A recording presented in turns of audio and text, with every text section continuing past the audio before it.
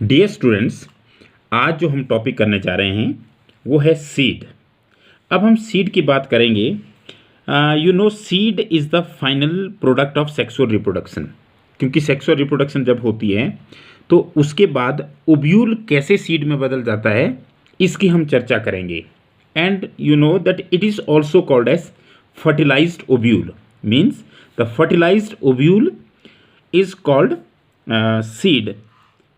Now, seeds are found inside the fruits.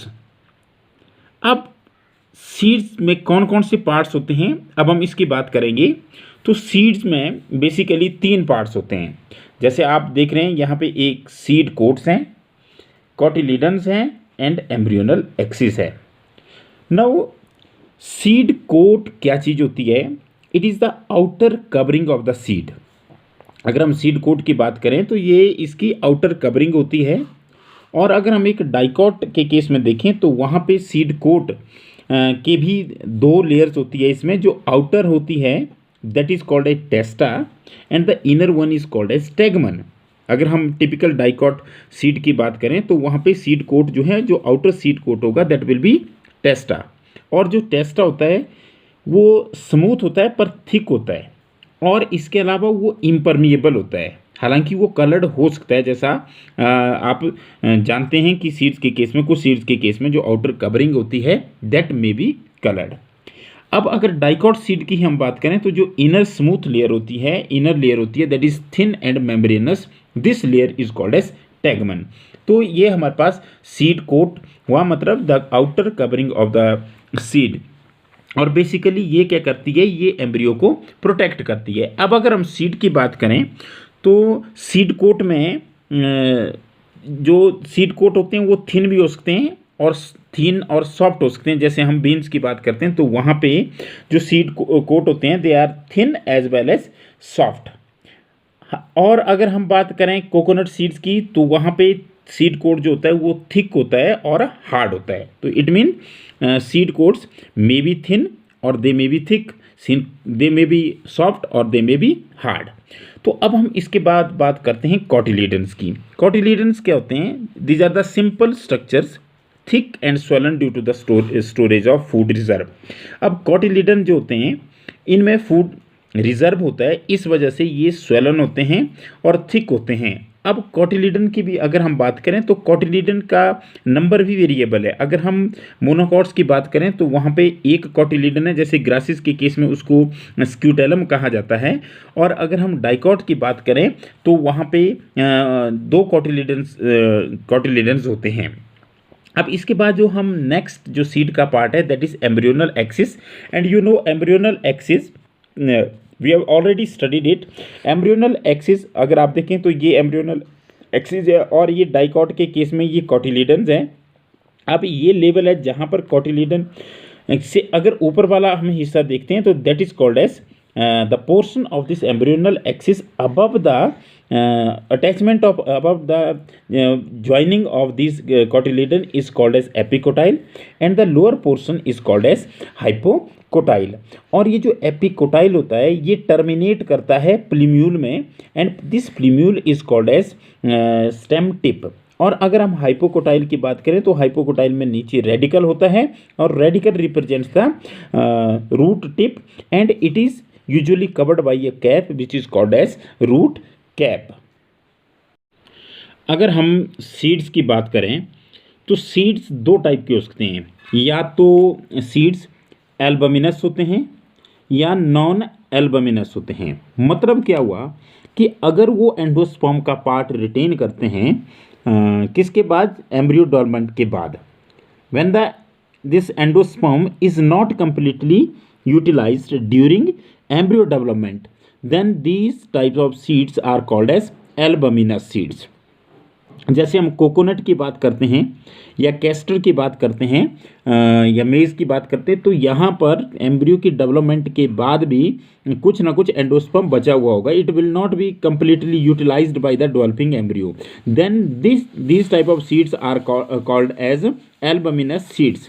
अब अगर हम बात करें नॉन एल्बमिनस सीड्स की तो नॉन एल्बमिनस सीड्स का मतलब हुआ कि उनमें रेजिडुअल एंडोस्पर्म परसिस्ट नहीं करेगा after the embryo development, there will be no residual endosperm after the embryo development, और it is completely utilized by the embryo before the maturation of the seed. जब seed mature होगा, जब embryo develop होगा, तो उस time सारे का सारा एंडोस्पर्म जो है यो यूज हो जाएगा।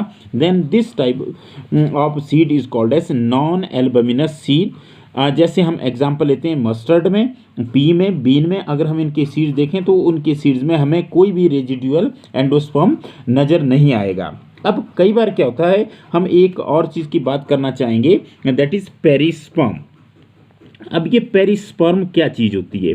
पेरिस्पर्म का मतलब हुआ कि कुछ एक सीड्स होते हैं, उनमें nucellus remnants are also present, मतलब न्यूसेलस भी प्रेजेंट होता है, remnants of nucellus they are also present in some seeds like the seeds of black pepper. तो अगर न्यूसेलस उनमें बचा हुआ होगा तो दिस लेयर या this residual nucellus is called as perisperm. तो हम कह सकते हैं कि जो रेजिडुअल न्यूसेलस होता है उसे पेरिस्पर्म कहा जाता है, और रेजिडुअल जो न्यूसेलस रहता है उसका एग्जाम्पल अगर हम देखें तो वो एग्जाम्पल होगा ब्लैक पेपर। अब ओव्यूल कैसे सीड में बदलता है हम ये बात करेंगे। तो सबसे पहले क्या होता है, आपको पता है कि जो कवरिंग्स होती है, इंटेगुमेंट्स जिन्हें कहते हैं, वो क्या करते हैं, वो हार्ड हो जाती है और हार्ड होकर के वो सीड कोट बना देती है। मतलब अब क्या हुआ कि जो ओव्यूल है अब उसका सीड बनना है, तो उसमें जो पहली चेंज अगर हम कह सकें तो integument will change into, it will harden to form the seed coat. अब माइक्रोपाइल जो है वो माइन्यूट पोर रहेगा ही रहेगा, it will remain as a minute pore in the seed coat. जैसे आप यहाँ पे देख सकते हैं कि अगर हम इस सीड की बात करें तो इस सीड में आपको एक वाइट पोर्शन नज़र आ रहा है, ये वाइट पोर्शन हाइलम है, this white portion is called as hilum. This is the attachment है प्लेसेंटा के साथ, इसकी ओव्यूल की जो अटैचमेंट है फ्यूनिकल के थ्रू। अब अगर हम बात करें इसके इस तरफ बिल्कुल माइन्यूट पोर है, यहाँ पे अगर हम देखें, इसको मैं मार्क कर रहा हूँ, ये अगर ये माइन्यूट है तो this minute pore is called as micropyle. तो आप देख सकते हैं कि इसमें जो वाइट वाला पोर्शन है that is called as hilum, और ये जो ब्लैक डॉट है यहाँ पे दिस इज माइक्रोपाइल। अब ये माइक्रोपाइल का काम क्या होता है? माइक्रोपाइल क्या करता है, ये फैसिलिटेट करता है entry of gases that is oxygen as well as water during the seed germination. तो ये माइक्रोपाइल परसिस्ट करता है सीड में भी। मतलब आपको पता है कि जो मेच्योर ओव्यूल होता है that is called as seed. तो सीड की अगर हम बात करें तो उसमें एक आपको हाइलम नजर आ रहा है और साथ में आपको नजर आ रहा है minute pore which is called as micropyle. अब जब सीड जर्मिनेट करेगा, जैसा आप इसमें भी देख सकते हैं, तो इसमें क्या होगा, जो मॉइस्चर का कंटेंट है वो क्या करेगा, वो डिक्रीज करता जाएगा, और इसमें मॉइस्चर कंटेंट केवल 10 to 15% रहता है बाई वेट। बाई वेट का मतलब है कि अगर मान लिया जाए आप उसको 100 ग्राम लेते हैं तो उसमें केवल जो मॉइस्चर होगी that will be only 10 to 15%। और इसके बाद क्या होगा, जो मेटाबॉलिक एक्टिविटीज़ है, किसकी मेटाबॉलिक एक्टिविटीज़, एम्ब्रियो की मेटाबॉलिक एक्टिविटीज़ क्या हो जाएगी, इस टाइम स्लो डाउन हो जाएगी। स्लो डाउन जब होगी तो वो एक स्टेट में एंटर करेगा which is a state of inactivity and this is called as dormancy. तो मतलब क्या हुआ, जब ओव्यूल सीड बन रहा है तो उसमें इंटेगुमेंट्स हार्डन हो रहे हैं और वो सीड कोट बना रहे हैं। माइक्रोपाइल जो है वो एक माइन्यूट पोर के रूप में रह रहा है उसके अंदर, जो फैसिलिटेट कर रहा है ऑक्सीजन और वाटर की एंट्री को। इसके अलावा जैसे जैसे सीड मेच्योर होता जाएगा उसका वाटर कंटेंट जो है वो रिड्यूस करता जाएगा और वो ड्राई हो जाएगा, मतलब उसमें केवल 10 to 15% मॉइस्चर रहेगी बाई मास।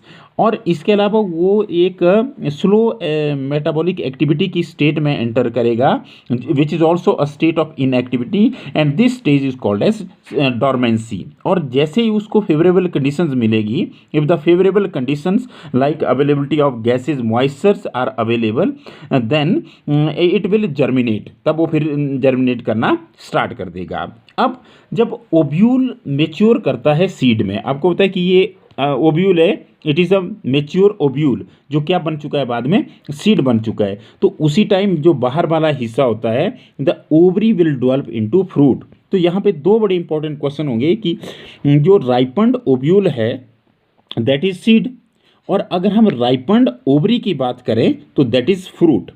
अब जो ओवरी की वॉल होती है that will develop into the wall of the fruit, and the wall of the fruit is called pericarp। तो ये चेंजेस हो रही है जब ओव्यूल से सीड बन रहा है और वहाँ पे ओवरी से फ्रूट बन रहा है। फ्रूट्स की अगर हम बात करें तो फ्रूट एक राइपन्ड ओवरी है, और फ्रूट फ्लैशी भी हो सकता है और ड्राई भी हो सकता है। अगर हम फ्लैशी फ्रूट की बात करें तो फ्लैशी का मतलब हिंदी में अगर हम सिंपल समझें तो फ्रूट जो है वो गूदेदार होगा, जैसे अमरूद होता है, गुआवा है, मैंगो है या ऑरेंज है। अगर हम ड्राई फ्रूट्स की बात करें तो ड्राई फ्रूट्स में जो मॉइस्चर कंटेंट है वो वैसे भी कम होगा, और ग्राउंड नट का फ्रूट आप सबने देखा हुआ है, या मस्टर्ड की अगर हम बात करें तो यहाँ पे जो फ्रूट होता है दैट इज ड्राई। तो इट मीन फ्रूट में बी फ्लैशी और इट में बी ड्राई। अब अगर फ्रूट्स की बात करें तो कई फ्रूट्स ऐसे होते हैं उन्होंने डिस्पर्सल का मैकेनिज्म भी साथ साथ डेवलप किया होता है। Mechanism of seed dispersal is also developed in some fruits. अब fruit generally fruits are generally developed after the fertilization, पर कई केसेस में क्या होता है कि जो फ्रूट्स डेवलप हो जाते हैं वो बिना फर्टिलाइजेशन के डेवलप हो जाते हैं। ऐसे फ्रूट्स को पार्थेनोकार्पिक फ्रूट्स कहते हैं, और इस प्रोसेस को पार्थेनोकार्पी कहते हैं। What is parthenocarpy? The development of fruits without fertilization. जैसे अगर आप बनाना की बात करें तो बनाना में पार्थेनोकार्पिक फ्रूट्स होते हैं, और पार्थेनोकार्पिक फ्रूट्स जो होते हैं दे आर यूजुअली सीडलेस। और पार्थेनोकार्पी को हम इंड्यूस भी कर सकते हैं, जैसे आपको होता है आजकल मार्केट में कई सीडलेस फ्रूट्स आते हैं, these are produced, or this parthenocarpy is induced by the application of growth hormones, or you can say growth regulators। अब लास्टली जो हम बात करना चाहेंगे कि फ्रूट्स होते हैं दो टाइप के, एक होते हैं ट्रू फ्रूट्स और दूसरे होते हैं false fruits. This is very important. True fruits मतलब यूकार्प, और फॉल्स फ्रूट्स में मतलब स्यूडोकार्प। अगर फ्रूट की डेवलपमेंट ओवरी से हो तो उसको कहते हैं ट्रू फ्रूट, मतलब जो दूसरे फ्लोरल पार्ट्स है वो क्या कर जाते हैं, डिजनरेट कर जाते हैं, केवल ओवरी जो है वो फ्रूट बनाती है, then it is called as true fruit. जैसे हम मैंगो की बात करें, ग्रेप की बात करें, तो दिस इज ट्रू फ्रूट, ये ट्रू फ्रूट है क्योंकि it is found by the development of ovary. पर अगर हम दूसरी तरफ हम कैस्यू की बात करें तो ये एक किस्म का फॉल्स फ्रूट है, और फॉल्स फ्रूट जो होते हैं they when the other parts like thalamus also contribute to the formation of fruit. जब ओवरी के अलावा कोई दूसरे पार्ट जो है वो फ्रूट बनाते हैं, then these type of fruits are called as false fruit. और फॉल्स फ्रूट के अगर हम एग्जांपल देखें तो उसमें एप्पल है, कैस्यू है, जैसे मैंने आपको यहाँ पर बताया, स्ट्रॉबेरी है, पाइनएप्पल है और पियर्स हैं। और अगर हम ट्रू फ्रूट्स की बात करें तो यहाँ पे मैंगो है, ग्रेप्स हैं, कीवी है, चेरी है। तो इस तरह से ये ट्रू फ्रूट्स होते हैं। तो जो हमारा टॉपिक था ट्रू एंड फॉल्स फ्रूट वो भी कंप्लीट होता है कि ट्रू मतलब from the ovary and false from other floral parts then ovary. और जो ट्रू फ्रूट्स होते हैं इनमें फर्टिलाइजेशन होती है, और फॉल्स फ्रूट में जरूरी नहीं है कि फर्टिलाइजेशन भी हो, उसके बाद में भी फर्टिलाइजेशन हो सकती है। तो in the next topic we will discuss apomixis as well as polyembryony. Thank you very much.